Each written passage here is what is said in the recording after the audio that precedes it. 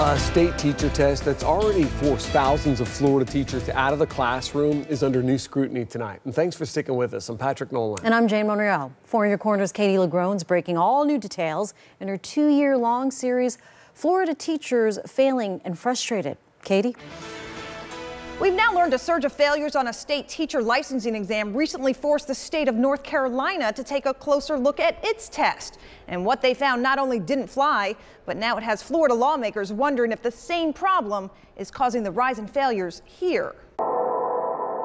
A test determines my worth. Florida teachers struggling to pass the state's controversial teacher licensing exam I can't pass it. may have more fuel to question its fairness. Is a teacher's ability to solve a problem like this a good indicator of what type of elementary math teacher they're going to be? A recent study on North Carolina's teacher licensing exam found no correlation between teachers who passed the math section of the test and those who performed well in the classroom. It was a little surprising. Kevin Bastian, a researcher with the University of North Carolina, was commissioned to study the state exam after a recent surge in failures prompted education leaders there to question why. You want that test to predict outcomes of the teachers. Turns out North Carolina's teacher licensing exam is administered by for-profit testing giant Pearson.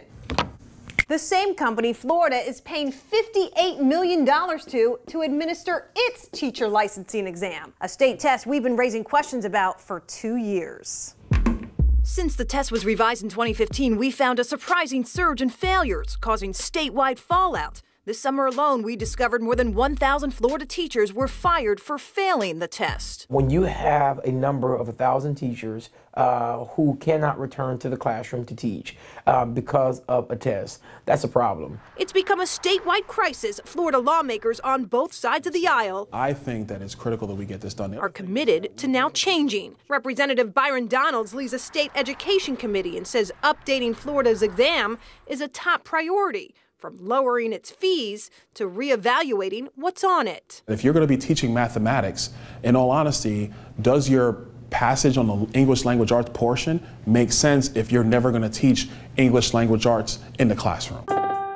As a result of the study, North Carolina education leaders are now recommending it no longer use Pearson to administer the math section of its test. We've actually had discussions about that already. Donalds is considering a similar study on Florida's teacher test, as the state's teacher shortage remains a crisis. We have to make sure that we're doing everything we can as a state to make sure that we have the most amount of teachers who are qualified to be in the classroom. And so if we have to make tweaks as a state to our system in order to make sure that happens, that's exactly what we should do.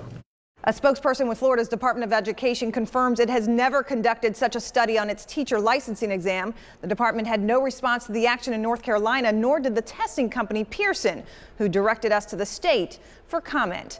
Katie LaGrone, Fox 4 in your corner. All right, thank you, Katie.